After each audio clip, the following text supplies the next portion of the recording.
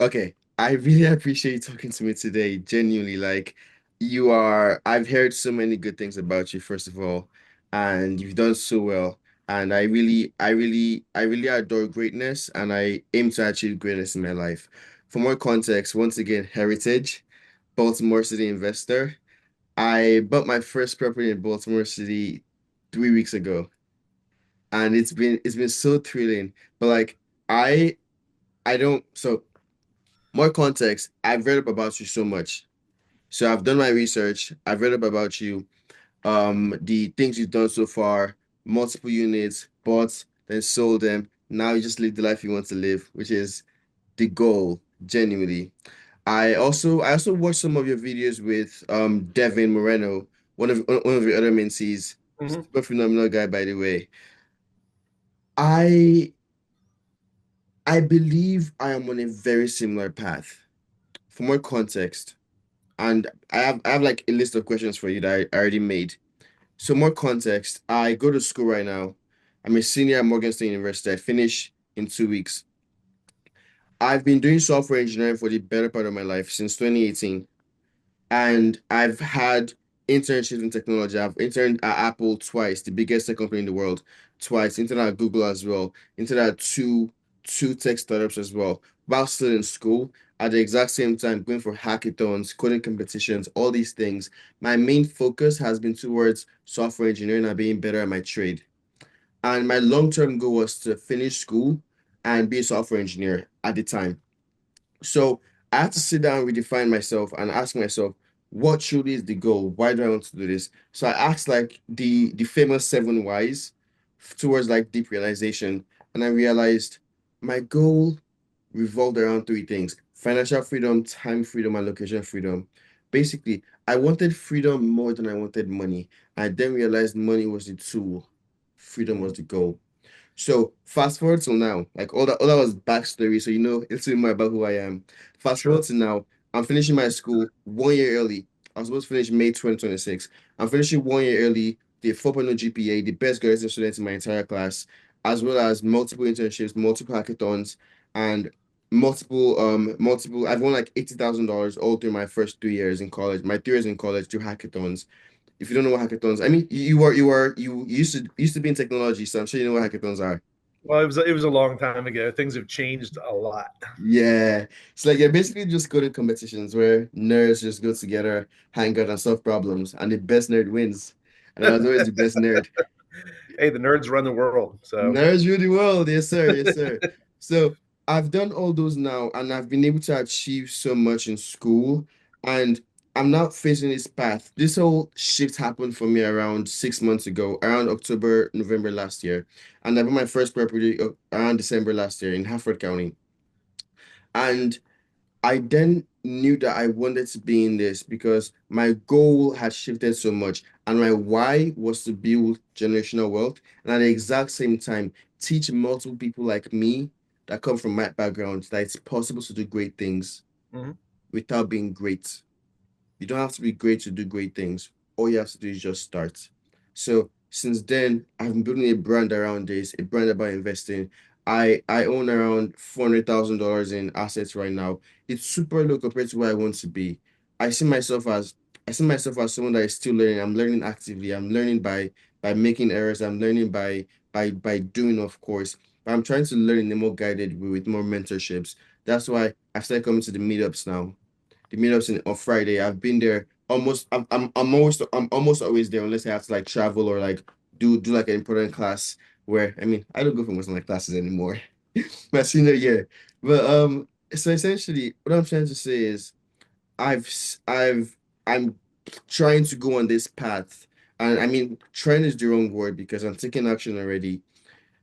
I want to go on this path, and I'm open to like learning from multiple people. Aaron, for example, now has been a mentor of mine so far, has given me so many resources, so many tips. But at the exact same time now, I'm still doing, and I'm just trying to grow more. And how better else to grow than talk to people that have walked their path. I've walked your path, and you just want to be like, I can't say this for so many people, but I would love to be like you when I grow up. Not just for the money is just a side of it. But Hmm. truly, the one thing that I adore about you is the freedom. Like the money, the real estate, they're all just one side. Shove all that aside. It's the freedom. And I read through your story once because I did do my research. I read through your story about having a full-time job and you basically said you wanted to create a full-time job as fast as possible. So if that involved you living and working in your business, you were so open to that. And I see that exact same grace in myself in terms of being able to pay whatever the price is for greatness because greatness requires a price. And I think I'm ready to pay the price. Hence, what I've been doing so far. The first house I bought, I took my entire life savings. I took my entire life savings at the time to buy that first house. I bought the house subject to, I took over existing debt structure, and then said I wanted some other equity up front, and that's when I paid to them my entire life savings. And more context, I'm an international student. I came from Nigeria 2 years ago, 3 years ago, 2 years ago and some change, almost 3 years. And as an international student, having no family here, no footing here, putting all your life savings is quite a big deal. But I did that because once again, I really believe that this is where I'm supposed to be. And I've met mentors as well, I've met people as well, and I've seen progressions that if I do this on a long enough time horizon, I will succeed. And I'm ready to just dug it out, however long it requires to succeed. So that being said, I'll shut up because I really want to hear more about you. But I wanted to give you the background on who I am, Sure. what I've done so far, so that in a way, if that like tunes, they can tune the kind of like discussions we have all through this chat. Okay. I appreciate that. Yes, sir. So, do you want to start with your questions, or what direction do you want to head? So I want to start with you, of course, like a more in-depth introduction about yourself. I know who you are. I feel like I know who you are. And I feel like I know a portion of who you are. But of course, there are a lot of things that I may not have in scope. So can you walk me through your experiences so far and like what you've done basically if you have a resume if you have a resume you can walk me through. I know it's super super super big, of course, but if we're gonna give Okay. like a condensed version so I understand more and I have a clearer depth of the understanding. Okay. So I'm gonna go back. I just turned. I hate to even say this. I just turned 60 years old, Wow, and 60 I bought my first rental when I was 37. So let me just go on back Falls to Road. that. Yeah, 4011 Falls Road. Yep. So let me go back a few years before that. Uh, 30 years ago, I was working in a factory making just a little bit over minimum wage. I was making $6 an hour. Mm, Started going to UMBC. I had a 2 year degree in business. Started going to UMBC, majoring in biochemistry. Uh, mm, got a job as a lab technician. Was there for close to a year. Got laid off. Got another job as a lab technician at a company called WR Grace as a consultant. Really just a temp job, but they call us consultants. I was there a few months.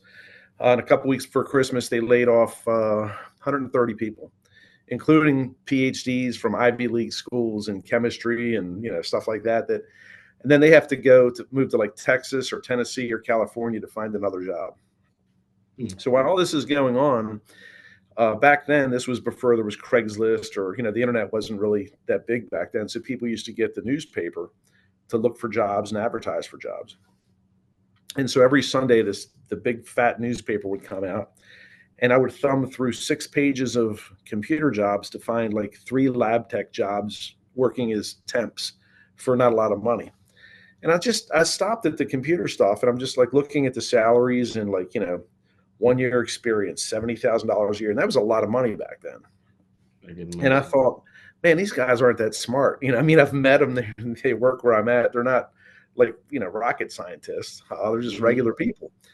So I decided to switch jobs or switch careers when I got into IT. And a friend told me, he said, don't waste your time. And this was a guy that was in IT. He said, don't waste your time going to school for 4 years for computers. You'll graduate and you won't even know how to hook up a printer. He said, go to school, you want to get these certifications like Microsoft Certified Systems Engineer, A plus, stuff like that. So I took his advice because he was in the business. Yeah. And Within 6 months, I think maybe 6 to 9 months, I had my Microsoft Certified Systems Engineer certificate. Ended up getting a job working at a help desk at Legg Mason as a temp. Stayed there 6 months, went to another company, got a $5 raise and went from 15 to $20 an hour. Stayed there about 6 to 9 months. Then I got a job as a junior network admin working for another company. And I think I started there at like $30 an hour. Mm. A few months later, I got a phone call asking if I would be interested in teaching computer classes online, where the classes would be recorded and then people would watch them whenever they wanted. So, and they offered 35 an hour. So I thought, and I was just about the money back then. I was just like, I'd gotten behind in earlier in my life just with some issues that I had, and I just felt like I needed to really catch up. So I took that job. And while I was there, I was making 35 an hour, and I met a guy that was doing the same thing that I was, that was making $100 an hour. And I asked him, and I think the guy, he might have actually been from Nigeria. And I said, his name was Gerald. And I said, Gerald, how come you're making $100 an hour and I'm making 35 an hour? Like, what's the trick? And he said, you need to become a Microsoft certified trainer. And I said, well, how do you do that? And he said, he told me what to do. I just had to take a weekend class, a train the trainer class. So I did that. A month or two later, I got my first job offers. I got two offers the same day. And this was like a rich dad, poor dad kind of moment for me. The first job was $70,000 a year, really close to my house, 5 minutes from my house. You Wow. work like 8 to 3. And then the next job was as a contract trainer, teaching in colleges, universities all over the state of Maryland, and also I ended up working in Pennsylvania some. And they were going to pay me $6,000 a month to work 12 days. And then every day past that I worked, I would make another $700 a day. And if I taught evening classes, I would make $350 for the evenings. I went that route, and started making, you know 10 to 15,000 per month. Some months more, and I was used to, like, I grew up poor, so I was used to being poor, and I was used to not having a lot of money. Mm. And instead of taking that money and going out and buying a big house, an expensive car, and jewelry and stuff like that, I just saved it, just save. And as my income went up, as my income doubled, my standard of living didn't double. It maybe went up 5 or 10%. Mm. I just kept saving my money, and I had this fear that it's like, okay, this isn't going to last forever. I'm way overpaid for what I'm doing. I'm just going to keep saving my money, so that in the event that something happens and this career takes a dump, that I've still got money in the bank. Yeah. So my wife stopped. I was married at the time. My wife stopped working. We had a son, 1999. She wanted to stay in for a couple of years with him. I was making enough money, so it was fine. Then she wanted to stay him a couple more months and go to school to get her. She wanted to become a registered nurse. So that was fine. And I bought my first rental about 2002. I had been in the IT business like maybe 3 years, and I'd saved up, I think it was around 130,000 that I had. And I bought my first property. I think it was back then. It was different back then. It was 10% down plus closing costs. Mm. So my first property, I think I was out of pocket, I don't know, 11, 12, $13,000, something like that. It was a 3 unit that I paid 75,000 for. And Do, you do, know, do, so do you still own that by any chance? no, it's been gone. I sold it a few years later and made a bunch of money off of it. So, so you never fall in love with your property. It's like, they're just, there's going to come a time where it's the right time to sell it. And whether you love the property or not, it doesn't matter. It to me was just a financial tool. It's like, buying, selling IBM and buying Google. It's like, I'm not in love with the stock. I'm just like, which one has the most upside or most potential? Mm. So I kept buying properties like that, 10% down. And I saw, my bank account starts going down, down, down. And I'm thinking like, man, I gotta, I'm doing this computer stuff, but I don't want to do this forever. And it's probably not going to last forever anyway. And so I started flipping houses, and I had a business partner with that who had never flipped houses as well. Neither one of us had. And her and I flipped a few houses together, and we made a little bit of money. We learned a lot, but we really didn't make a lot of money. And it wasn't enough for me to make it worth continuing. And one of the fears that I had back then, and this is probably the most valuable lesson people are going to get that listen to this, is that I had this fear of, buying a house and renovating it. And then, like, what if nobody wants to buy it? Then what do I do? And I thought to myself, well, I guess if I can't sell it, I could just rent it out and then refinance it with a bank. And then the thought occurred to me, well, instead of buying the property with the intention of flipping it, what if I buy the property with the intention of fixing it up and then refinancing it and getting the property with very little or zero out of my pocket?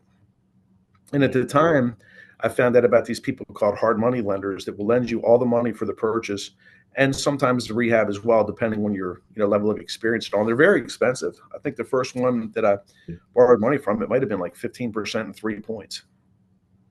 What year ago was this? It was like 2005, 2004. Yeah. 10 years ago. That expensive then? Yeah. Yep. Wow.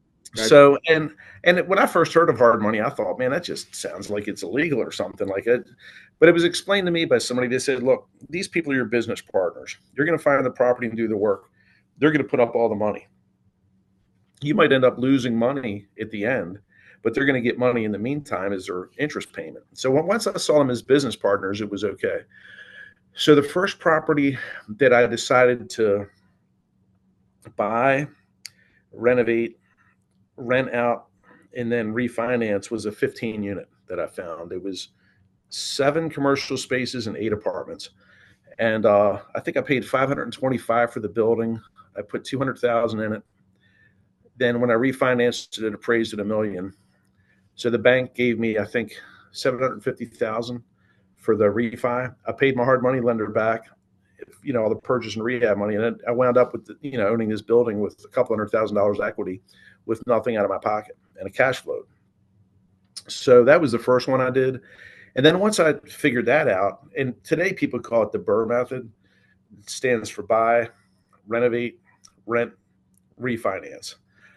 I thought I invented it, but apparently somebody else invented it before me or wrote a book after I started doing it and made a bunch of money like that. But that's really the key to getting involved in real estate and scaling without a lot of your own money. So for me, once I figured that out, I was off to the races. It was not long after that my wife was finishing school and she was about to start another job. And the math that I used was, I was making 150 a year in the IT, and now I'm making another 50 a year off my rentals. So my question is, if in her job, I think her first job, she started a little over 50,000 a year. So my thoughts are, if I'm making 50 on my rentals, my wife's making 50. I just need to make another 50 to maintain what we're making now. So I quit my job, and my thoughts were I can pick up trash and make $50,000 a year. I mean, that was even back then. Like making 50 grand a year isn't hard. If you're willing to do the work, it's not hard at all. And and if you don't know how to do it, then you got to ask other people that are doing it, because it really is as simple as picking up trash. And so around the same time, I found a business partner that was wholesaling properties. And I knew what wholesaling was, but I really just didn't understand. I couldn't believe people are willing to sell the property so cheap. And this guy was doing it, full time. So I asked him. I was actually on a real estate investor cruise that I went on where I met the guy. We had some mutual acquaintances, and I asked him. I said, I'd be interested in partnering up with you. I've got a bunch of rentals. I got experience. I got some money. I'd like to partner. And he agreed. Quit my computer job. A month or two later, started working with this guy. And within a year, I was making a lot more than I was ever making in the computer business. And, working, I didn't have to get dressed up and be anywhere, it wasn't like a school where you have to be there from this time to this time and all that crap. I just worked when I wanted. I was making so much money. I worked all the time. It's kind of hard to say no when it's just the opportunities kept falling in my lap. And it was interesting because if you think about it, if you have a regular job, I don't know, you're an IT guy, you're working in a cube, just, typing, making code all day. It doesn't matter how hard you work. Your pay is going to be the same no matter what. If you do 10 lines of code or 1,000 lines of code, they're going to pay you for however many hours you were in the office. Yeah. If you're self-employed, then you can scale that so that you can make a hell of a lot more than you're ever going to make working for somebody else. I'll just use a plumber as an example. And if people don't understand this, then they should read Rich Dad Poor Dad. It's like that's like my filter. If anybody says they want to learn about real estate, I tell them read Rich Dad Poor Dad and then call me. Then they never call me. So I'm not wasting my time, because if you can't spend a Saturday on a $15 book, then why should I spend my valuable time, talking to you about business? But what he does is he breaks it down into, like, there's employees that work for other people. Then there are self-employed, and self-employed people, even if you're making one, two, three, $400 an hour, there's a limit to how much you can make, because there's only so many hours in a week. So the example is, you could be a plumber making $50 an hour, and you're thinking, man, that's good money, $50 an hour. I'll work 60 hours a week, but you're still capped out. You made $3,000 a week. That's good money. But what if you started a plumbing company and you got 10 plumbers working for you? Mm. And then you scale it to 11 plumbers, 12 plumbers, 15 plumbers, 20 plumbers. Now you've got all these plumbers out there doing all the work. You're making the money. You're sitting on the beach. You got another guy running around doing estimates. Like, that's the way that you get freedom, is when you become a business owner as opposed to self-employed. If you're self-employed, you're still trading time for money. If you're a business owner, then you can make it so that you can scale it as large as you want. And you're not always trading your time for your money. You just sub out the stuff and get other people to do the work. When you look at Elon Musk, the richest man in the world, he still works his ass off, but he doesn't have to. I think he does it because he loves it, because he likes what he does. But he's got teams of hundreds or thousands of people that are designing this stuff. He comes up with an idea and says, "Hey, I want you to build this electric, battery operated pickup truck.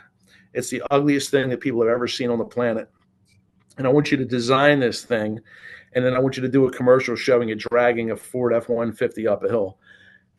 And it's done. He wasn't sitting there, at the drawing board, like, writing all this stuff down. He gave the directions to the people, and they put it together. And the next thing people are putting down deposits on these things 4 years before they're even on the road. That's the way you scale. And then the very end, the fourth thing is the investor, where the investor says, well, I'm not going to run the company. I'm not going to buy the company, but I'll invest money in your company. You run, and then I make money off of it. So that's you got the employed, self-employed, business owner, investor. Some people just stop at, most people just stop at the employment part. And then a few people go to the self-employed. And then a few people see the light and they say, okay, I'm going to be a business owner. And then, once you're successful in that, then you become an investor where, you can invest in anything that you want, whether it's real estate or computers or anything. And so I've kind of figured that stuff out along the way. There are books like Rich Dad Poor Dad that can explain it better than I ever could. The second book that he wrote was even better. It's called Cash Flow Quadrant, but I wouldn't read that until after you read Rich Dad Poor Dad. All the rest of his books are junk. There's none of them that are worth $10. But those two are fantastic. And it'll give you the mindset. They're not motivational books. It's like, you're not going to feel like lazy and then read this and feel energized. That's not the way business works. You have to, like, you're already energized. You're, like, already ready to go. You just need some direction on where to go and what to do. But you've already got the energy. It's guys like that kill it. It's guys like that are self-motivated and willing to, like, say, okay, I don't have all the answers. I can learn them. It might take 20 years, or I can talk to these other guys and do it and learn it in 2 or 3 years. That's working smart. Anybody can work hard, and you can be broke at the age of 60, working hard for 50 years. Working smart is one of the keys. And the way that you do that is by learning from other people, reading books, especially with the real estate space. And it's probably like this in most businesses, but for the real estate, like, networking is like, and your reputation are the most important things. Like, when you go to the lunches, you go to meetups, you go do stuff like this, the more people that know you and the more people that think you're a decent guy or lady, the more opportunities that come your way. If nobody knows you and they find a good deal, they're not going to call you. If everybody knows you and they think you're a crook, they're not going to call you. If everybody knows you and they know you're a decent guy and you're going to show up and do what you say you're going to do, then the deals are just going to come your way. And so one of the things that I've told my clients, I used to coach in the past, and one of the things that I told my clients is that one of your goals is to be the most well-known, well-respected investor in your market. That's your goal. You want everybody to know you and everybody to think highly of you. And if you can accomplish those two things, then you don't have to work this hard to find a deal. You can work this hard to find it because the deals are going to come looking for you. Mm-hmm. And that's one of the things that a lot of people miss. They just think, oh, I got to work hard, and they forget about the networking part. And I just cannot. I mean, that's why I started the Friday lunches. It was just a networking thing. I wasn't selling anything. I'm just thinking, well, if I find something, I got people I know. If they find something, they can call me, and we can help each other work together. And that was the whole goal of the thing to begin with. And I'm proud to say that 10 years later, it still works. 10 years.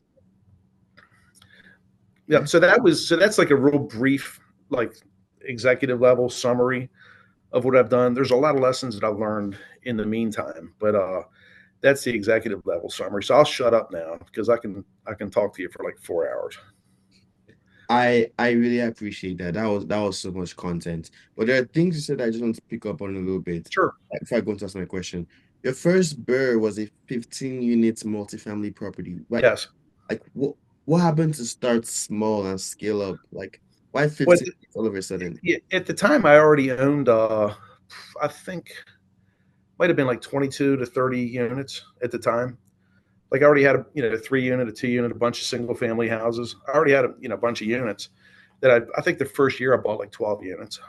And yeah, well, the first one was a 3 unit, 3 apartments in a garage that rented for 250 a month to an HVAC company. And so, in doing the first rehab I did with a partner was a house that had a fire in it. So it was a lot of work, and I learned a whole lot during that. So my comfort level really increased, like as far as like knowing how long stuff takes to fix, how much it's going to cost. It was flipping those first few houses that gave me the confidence to move on to the bigger stuff. Mm. And the one that I bought, the 15 unit, the 8 apartments, all needed full renovation. And by then I had a crew that I could use, to work for me 40 hours a week, and I was just paying them by the hour. And I bought the property. The next day I met the main carpenter at the building and walked through it with him.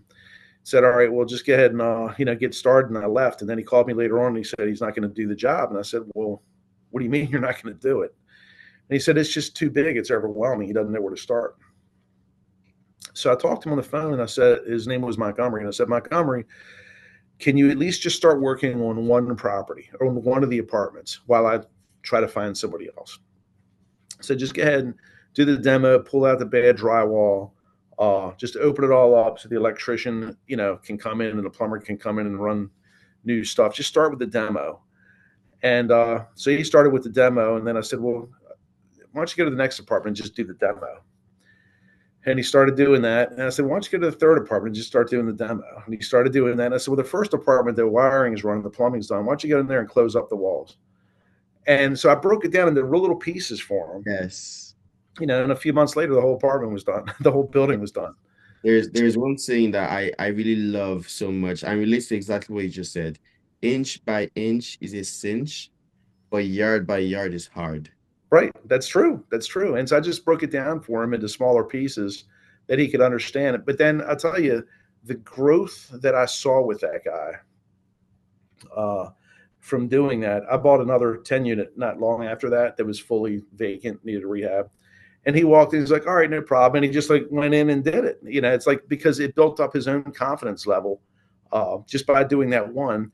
And it was like the same with me. It's like after that, if somebody would have called me up and I went and looked at some and I couldn't find any good deals, but if somebody would have called me up with a 30, 40 unit building or a couple of buildings that needed full renovation, like my confidence level and my knowledge level was high enough where I wouldn't have hesitated to pull the trigger if the price was right. Mm. But the first one is the hardest. If you buy just one house that needs $15,000 worth of work that's vacant, that's the hardest property you'll ever buy because there's a lot of fear there. And it's just like, one of the examples I always use, it's like, this is like old school stuff. It's like, you're 13 years old. For me, you like girls. And then you start talking to a girl and then you're ready to kiss her for the first time. First time you ever kissed a girlfriend. It's a little scary. You can't wait to do it, but it's still a little scary. Well, by the time you've kissed her 5 times, it's nothing. And then the second girlfriend, the first one's a little weird, but it's cool. And then, by the time you're 17, 18 years old and you've had 30 girlfriends, it don't mean anything to kiss them. It just doesn't mean anything. Houses are the same way. And it doesn't matter if it's your first boyfriend, first whatever. It's just getting over that initial fear. Once you get through that and you see that this is all right, it wasn't too bad. This is cool. I'll do that again. I kind of like that. Hmm. Then you remove the shackles from yourself, but the first one's the hardest. So what I hear you saying is you had that self-doubt. Everybody has self-doubt at first, Sure. but you overwork that self-doubt instead of going to the mirror and being like, oh, giving yourself this sayings or like or a saying, I can do this, I can do this, but you actually went to do it. And that helped you to overcome your self-doubts. Yeah, here's one of the things that I also use is I remember like asking myself this question: what's the worst thing that could happen? And the answer was, okay, I buy the house for 75,000. I sell it a year from now for 65,000 because I just hate the business, whatever. I lose $10,000. That's the worst thing that can happen. What's the upside? What's the best thing that could happen? There's no limit. It's like, you thinking about asking a girl out and you're thinking, man, is she crazy? Is she going to hate me? Well, I'll find out. You go ask her. You don't just let the fear dictate the way you're going to live your life. You just have to just figure out ways to, um, work through it. And for me, it was like, I can lose 10,000 or I could make 10 million. Like, Yeah. is it worth a risk? And for me, it was.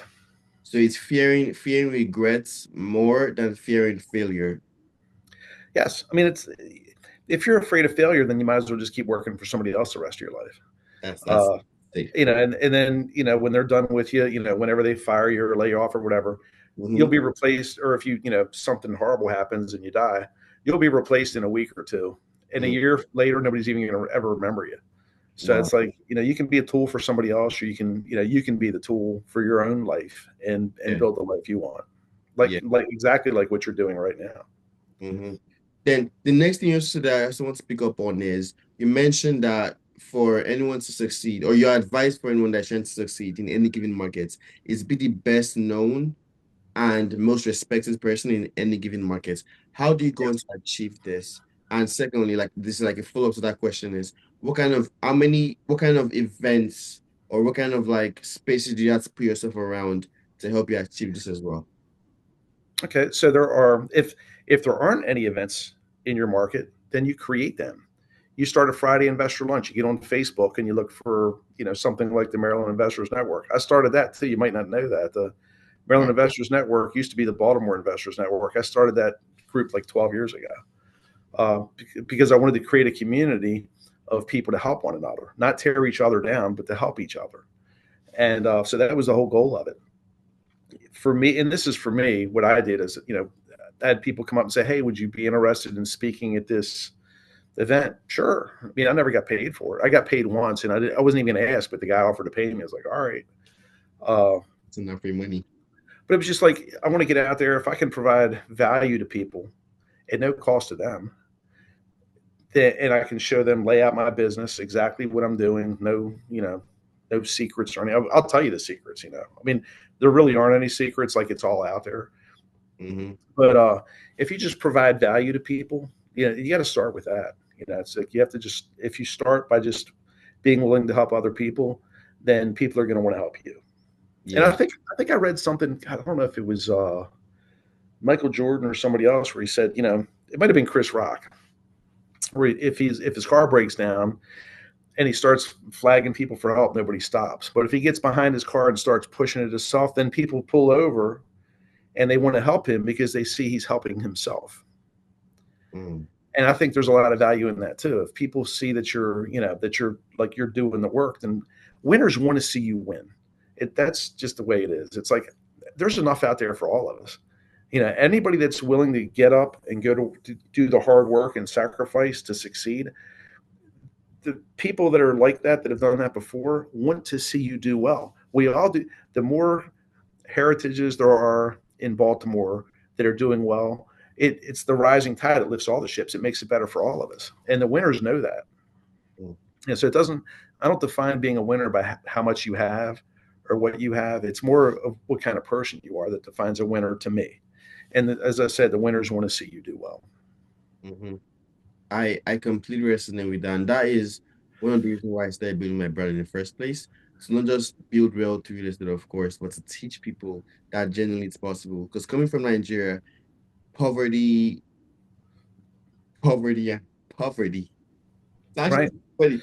Poverty was the order of the day for me back in Nigeria. But coming from all that, I had to unlearn, relearn, threw away so many things to like Sure. build this firm foundation of like finances that I have right now. And I feel like I still have a lot to learn. And that just gets me so excited. Well, here's the thing is that, I mean, the United States is the land of opportunity, and you're proving it. You're proving it right now. You've been here a few years, came from a poor country, and you just bought your first rental. The a lot of people in our own country, they get in their own way because they keep coming up with excuses of why they can't do things. That's BS. If the first girl you asked out said no, you're just going to stop. You'll never ask another girl out. No, you're going to keep asking. I mean, somebody's going to say yes. Mm. And it's the same way with business. It's like you can't. I don't care if you lose one time, two times, three times, four times. Don't give up. Find other people that are doing what you're doing that are successful. One of the best pieces of advice I can give people is to ask them out to lunch. If you want to, own a plumbing company, and you meet a guy that owns a plumbing company, say, hey man, can I take you out to lunch? I really admire what you're doing, and I just like to hear what you've learned along the way and what advice you have.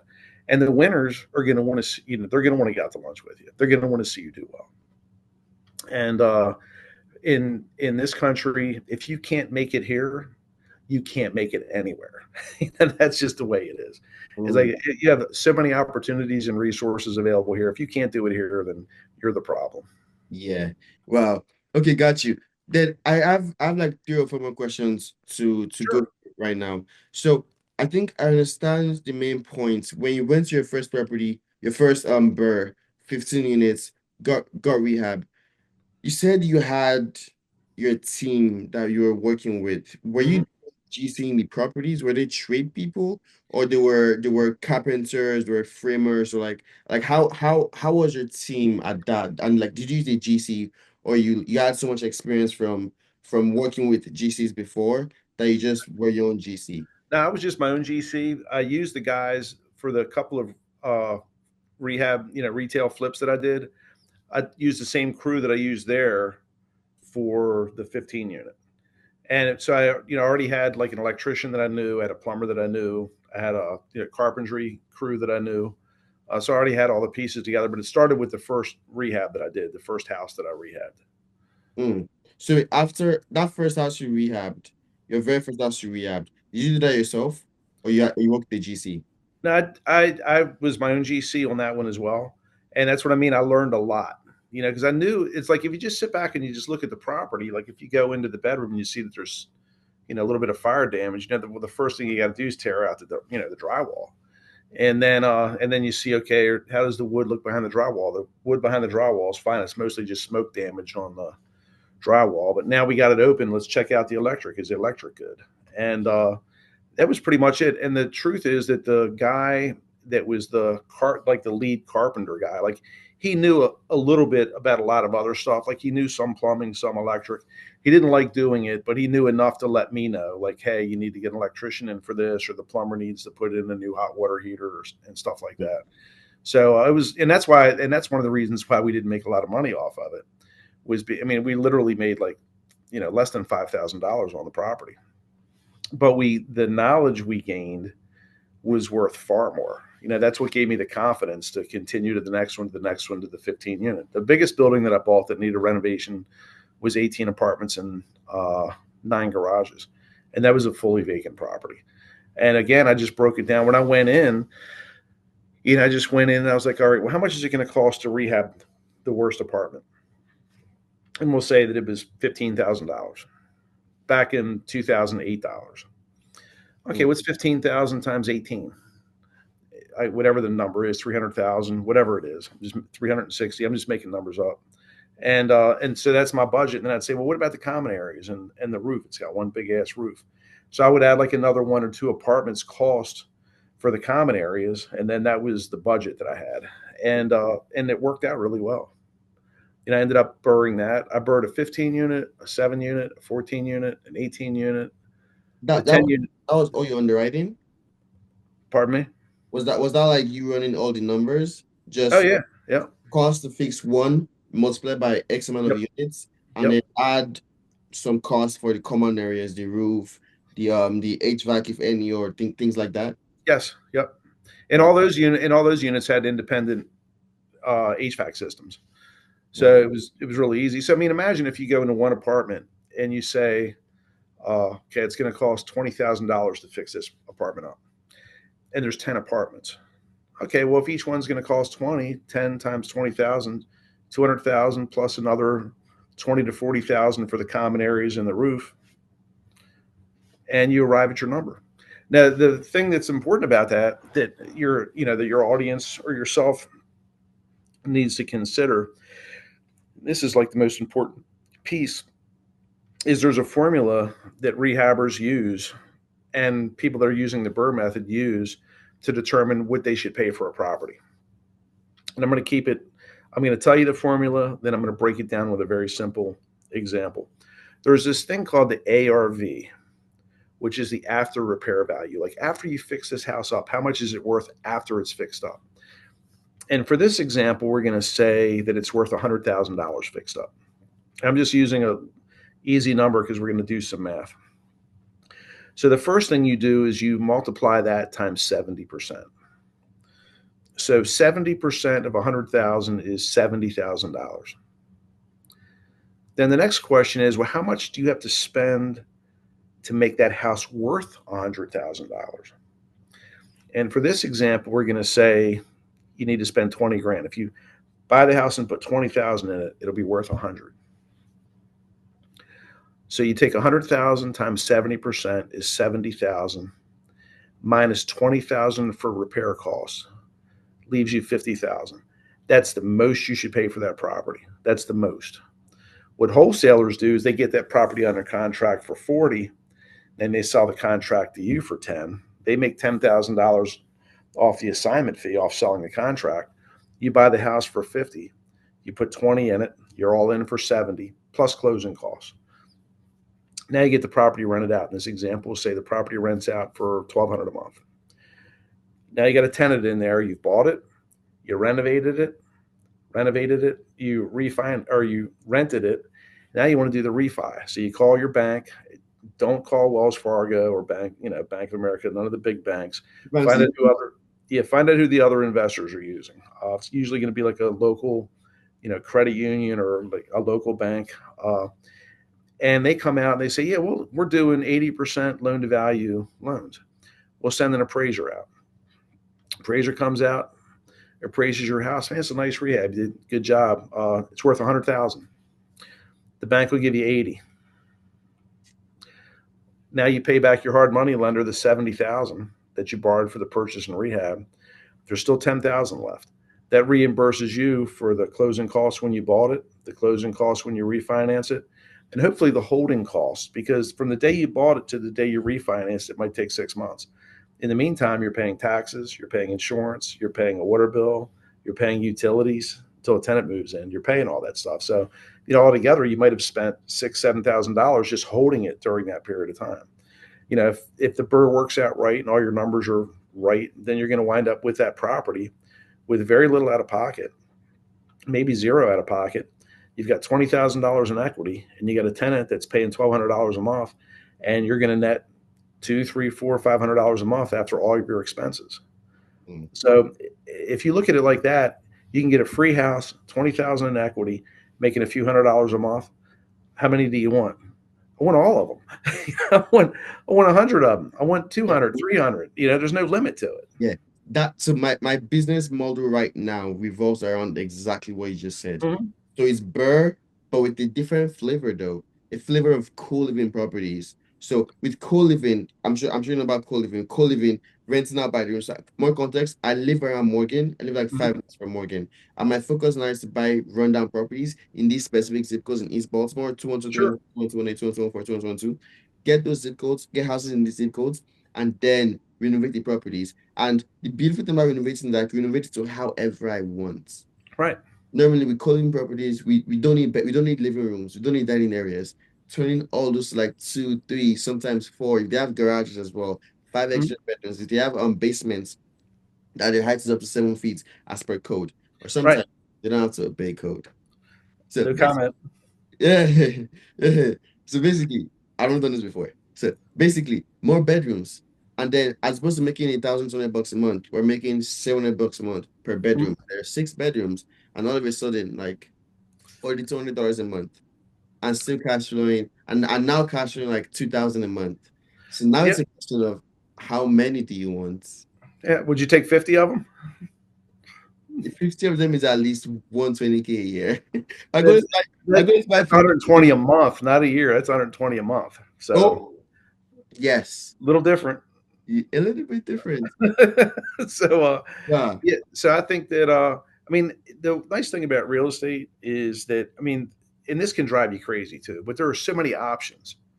Do you want to wholesale? Do you want to flip? Do you want to buy and hold? Do you want to do a combination of the three? I mean, do you want to buy and hold? Do you want to do shopping centers? Do you want to do rooming houses? Do you want to do apartment buildings? Do you want to do single family? Do you want to do office space? Do you want to do Techno. self storage? I mean, there's just so many things. It's kind of like it reminds me of going into Baskin Robbins, the ice cream shop. If you've ever heard of it, Mm-hmm. you go in there, they have 32 flavors. It's overwhelming. You could sit there for 20 minutes looking at all the flavors. Or you could just go in and say, I want Rocky Road because I don't feel like making a decision. And I know I like Rocky Road. That's what I do. I just go in and I get the same thing every damn time because it's overwhelming. With real estate, I stuck with buy and hold. I liked my favorite would be like 10 units, 10 to 20 units that needed rehab. Like that was my favorite thing, but they're hard to find. They're not too hard to find. There's one on Crexy right now that I was looking at. They're seeing it in 21217. We're at a 1.7. 21217. It's on something Park Avenue, I think. Yeah. And yeah, I used to own a 14 unit in 1.7 on Gwynns Falls Parkway. Wow. And So the that's I think 11 or 13 units, but eight are run down, four are rented out to people. And I just saw potential there. But at the same time, like I had not built up that amount of courage in myself. Sure. I've done two Right. rehabs right now. My first house was a rehab. I got that subject to at 2.9% interest rates. I bought for 120K all in. And I put like 50, so 60K to rehab the property. And now it's worth 250K. Second property I just bought 3 weeks ago. 65K purchase price. The ARV is supposed to be around 160K, 2 bedroom bath. I'm turning to a 3 bed, 2 bath. So I have a lot of self-doubt right now. And I know the one way to beat self-doubt is just to constantly overwork that self-doubt to the point where we've done it so many times, you build up so much confidence, and that it's mathematically impossible for it to fail at such task. That's And when listen, even if it does, who cares? You mm, buy 10 houses. I'm just going to make numbers up. You buy 10 houses, you make 30,000 on each one. You buy the 11th house, you lose 30,000. So what? You still had nine that you made money on or 10 that you made money on. It's like you're going to strike out sometimes. You're not every time you go to bat, you're not going to get a base hit or a home run. Sometimes you're going to strike out. But if that fear of striking out keeps a lot of people from ever swinging the bat. mhm. The fear of failure just says, well, I'm not going to do it. I'm just going to stick with my job. And next thing you know, you're 65 years old, retiring, and you're broke. It's like that doesn't work out real well for most people. No, And companies aren't going to take care of you. Nobody cares about us. We're in it for ourselves. And but there's another thing that I want to add that's very important to me is that you can be very successful in business and maintain your morals.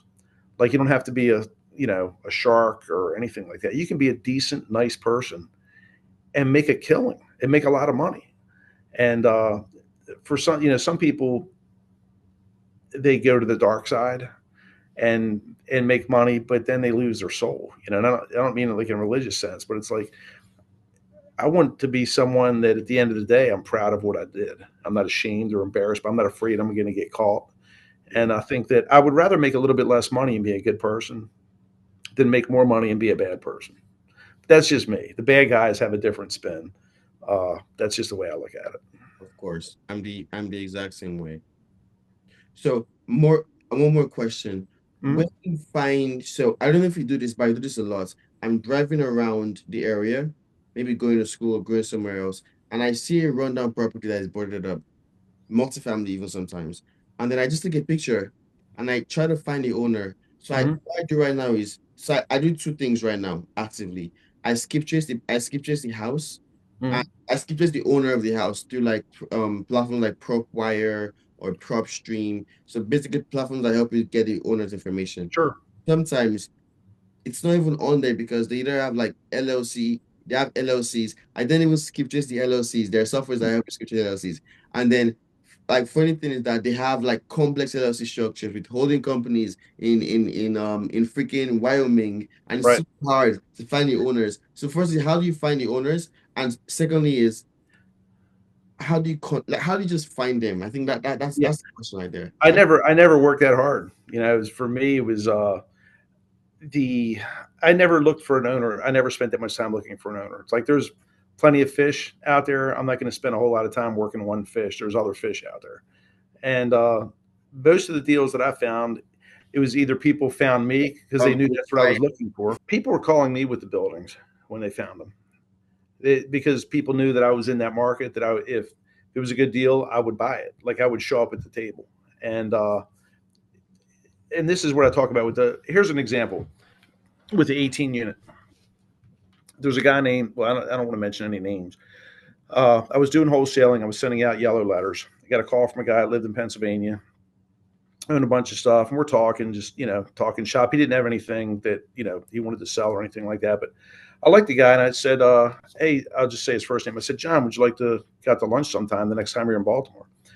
So we ended up meeting for lunch, and during the conversation, he asked me what I'm looking for, and I said, "I'm really looking for 10 units and up that need renovation. That's like what I really want."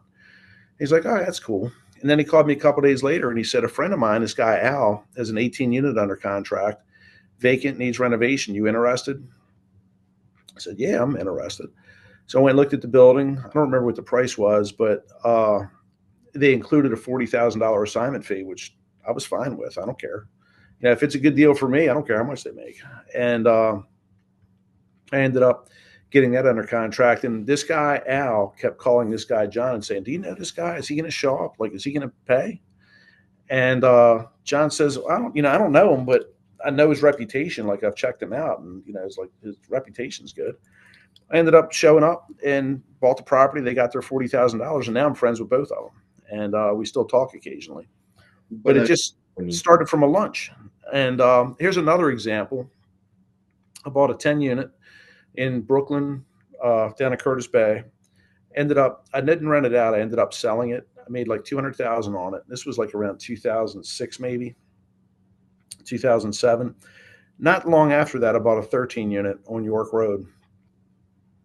And a few months after I bought that, I get a phone call from a guy at Marcus and Millichap, a real estate agent that was doing commercial stuff. Guy's name, I won't mention his last name, but his first name was Joe. And we're talking, and Joe said, he was just asking me, he's like, "What? How much did you put in the building, and what are the rents and all?" And I'm telling him, I don't care. I'm an open book. It's not no secrets. And he said, "Well, I'm actually representing a seller for a property that you used to own." And I said, "Well, which property is that?" And he said the address. And I said, "Man, that's what happened." He's like, "The guy can't find any property managers. That's never been more than half rented out.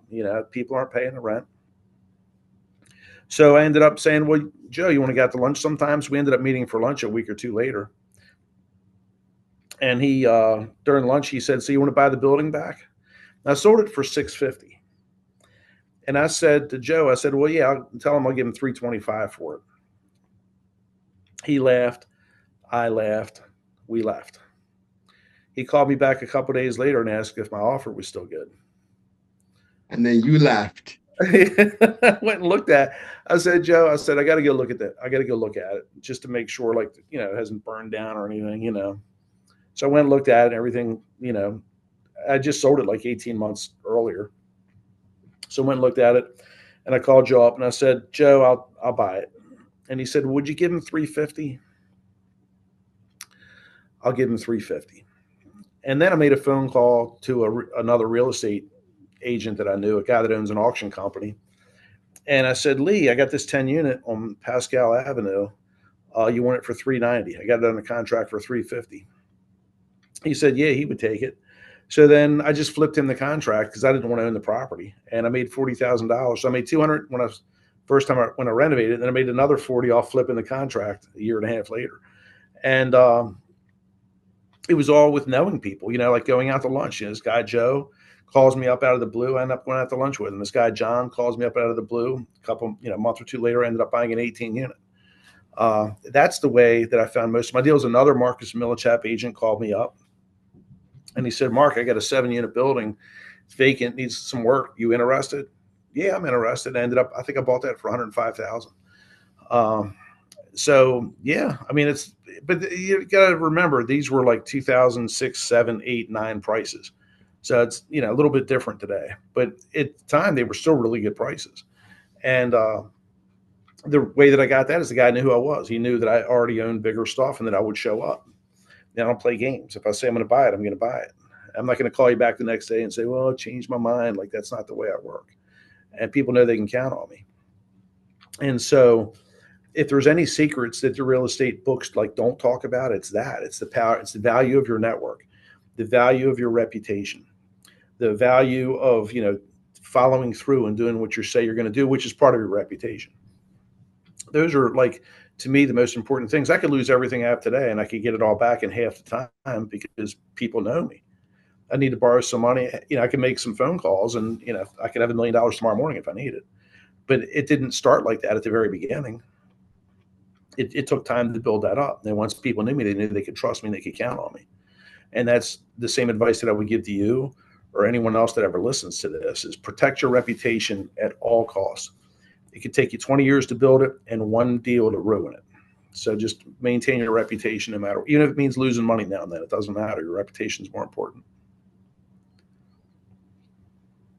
Got you. That makes so much sense. Wow. Right. Wow. And as far as I want to back up, like you said something, you asked a question a while ago, like, how do you get to meet people? I started the lunch. I started the Facebook group. I asked people at the lunch all the time at the beginning. When I first got in the business, I want to know people. I want to know who owns the auction company. I want to know who the commercial brokers are that are selling these big apartment buildings. And then once you know them, then they start calling you with deals. And so it doesn't take anything special. In Maryland pre-COVID, there were a lot more real estate investor association meetings. Like every week there was one. And sometimes you would go in and there might be 30 people. In some other meetings, there might be a couple hundred people. And you want to start going to those. I got to the point where I would go and I would get there, like a half hour before the meeting starts. And when the meeting starts, I leave because the speaker comes up and I'm just not real good at sitting in my seat listening to somebody talk for 2 hours. And a lot of times it ends up at the end, they're trying to sell you something like their coaching program or some crap like that. I wanted to go, to me, the value in these things, and I even said this when I spoke, is the value isn't me. I mean, I can teach you some stuff, but the real value is the person sitting next to you, the person sitting behind you, the person sitting in front of you. And if you're new and you go to these meetings on a regular basis and you go up and introduce yourself and say, hey, my name's Heritage. I'm new in this business. I'm just getting to know people. What's your name? What do you do? Are you a wholesaler? Are you buy and hold? Oh, you're new too, whatever. And then you go to the meeting the next month and you see people that you introduce yourself to, go over and say hi to them. Say, hey, we met at the last meeting. My name's Heritage or Mark or, Sandra, whatever your name is. And you're going to start to build relationships. Okay, this guy shows up. He's been here the last 3 times. Okay, he's serious. He doesn't just show up like once every 6 months. This guy, he's taking time out of his day. Most of us, we work all day. End of the day, we just want to go home and watch Netflix and eat dinner. But he's showing up every week. And when you do that, or every month or whatever, when you do that, when you show up at the Friday lunches on a regular basis, people take you more seriously than somebody that just shows up every now and then. So you still haven't bought your first deal. You've been coming here a year, haven't you? Oh, I come when I can. It's like people aren't going to take you serious. Very true. Very true. I So understand. yeah, I just wanted to revisit that because I think it's one of the most important takeaways from this meeting. So I've been very intentional with my time. I have 10 hours a week that is pride just for meetups, for building relationships and connection. Also one-on-one time as well. So It's for fantastic. I have the Friday meetups. That's like a 2 hour time block. I have another entrepreneurship meetup with some younger entrepreneurs, people that are going Mhm. the same path as me. Because in my current space right now, I don't have that around me. So I'm trying to get into those kind of spaces. What are events that happens in the area do you suggest that I go for? Or do you think I Anything that Brenton Hess puts together for Maryland Investors Network is something that I would go to. I don't Brent? even know what's yeah. He runs Maryland Investors Network now. It's a Facebook group. There's like I think 25,000 people on it. Mm-hmm. The I don't know which meetups meet live anymore because I don't go to them. I mean, COVID happened and then a lot of them just shut down. They never started back up. But some of the names of the ones were Baltimore Real Estate Investors Association is a great one. Uh, I think they have like 3 or 4 meetings per month. Some of them are online, some of them are in person. I like in person better because if it's online, then you really don't have the opportunity to meet people. Yeah. Never attended any of the Zoom stuff. The values the people in the room. It to me. Mm-hmm. There used to be other ones like Maria, Maryland Mid Atlantic Real Estate Investors Association was one. Used to be BWI Meetup was another one. I don't think that's running anymore. There's a guy named Don Testerman that does a Wednesday dinner every Wednesday night, I think, up in Harford County. That's open to anybody that wants to show up. Don Testerman. Yeah, he was actually he's my electrician. I mean, I don't own any properties anymore, but if I needed some electrical work done on my house, he's the guy I would call. So he used to meet up on every Wednesday in his house. No, it's at a restaurant. Got you, got you, got you. And is that also on the Maryland Investor Network? You can find him on there. Yep. Okay, I'll find him on there. Nice. So for my I've done two. This is my second rehab now. For my third rehab, I want to be my own GC Mhm. because of course I'm trying to save as much money as I can. Sure. And I think of course, like being my own GC versus hiring a GC, because the GC also makes some money by overseeing everybody. By maybe my own GC, of course, I'll save some money. What would be the advice you give to me? Because of course, like I'm with the GC right now, I'm very hands-on with him. Anything he does, I'm seeing. I go with him to buy the materials. I go with him to do almost everything. Yeah. For when you're your own GC in the beginning, you're not going to save much money. It might even cost you more money Mm, because you do things wrong or you overpay for stuff. But the education that you get is worth it. So because if you can GC a single family home and save some money, then you can GC a 10 unit building and save a lot more. But in the very beginning, it's going to be tough, because the GCs, might get it done faster. They might know cheaper electricians, cheaper roofing companies, stuff like that. Plus, there's a time issue. How much is your time worth? Maybe you save $5,000, but you had to spend 100 hours of your time doing it. Is it worth it? Maybe, maybe not. So that's something you would have to decide. But I would strongly recommend people GC start with the easiest ones. I need a kitchen and bathroom. Start with the easy ones. I would also recommend that people manage their own properties, at least in the beginning. You might decide after 20 units you don't want to manage them, or even after 10. But then, if you manage your first one or five or whatever, and then you decide to go with a property manager, then you'll know what they have to go through. yeah. So, How about leasing? well, I'd leased most of my own, or I used tenant placement people to do it. People that would, you'd pay them a month's rent. They, after they find you a good qualified tenant, then they would get the first month's rent. Mm, And to me, it was worth doing that because I know how hard it is sometimes to show up. One of the things just for like placing tenants is I'll try to have everybody show up at the same time, and I'll tell them to call me, 20 minutes before they get there. And if they don't call me, I'm not going to go because half the tenants are never going to show up. They're not going to call you, and they're not going to show up. You just wasted your time driving to the house. mm. Um, and if they're like more than 5 minutes late, I'll leave because if they're not going to show up to see the house on time, they're not going to pay the rent on time. Bada bing, bada boom. Right. So I mean, this is like first impressions mean everything. And if your first impression is you don't respect my time and you're going to show up late, and then they call me 10 after, hey, I'm here. It's like, sorry, I left. What do you mean you left? Can you come back? No. Appointment was at 7. It's 10 after 7. You're late. I ain't got time for late people. My time's too valuable. Yeah. Sometimes people get pissed off. Sometimes they, understand and apologize. But I'm not turning around because you apologize. Mm-hmm. Wow. What I do right now is I'm buying VPNs. I'm going to the these websites. I'm putting in a list of VPNs, vacant buildings, and then Hmm. looking for those because those are they're cheaper to get into. Of course, they're more work, so Hmm. most people, investors, they run away from that. However, the way I see things is, of course, it will take more time as well and more holding costs. But if I can make at least $10,000 for buying that property. If I could make 10K from the cash out refi, at least from buying the property, or even make 20K extra, 30K extra from buying the property, then the 1 or 2K a month in holding costs, it kind of makes sense at that point. Sure. That's what I'm doing right now, buying VPNs. My second house was VPN. I'm looking at two more VPNs right now in the market. And if done well, you can get them for a really, really good price. So that's what I do right now. That's the scope of my entire operation right now.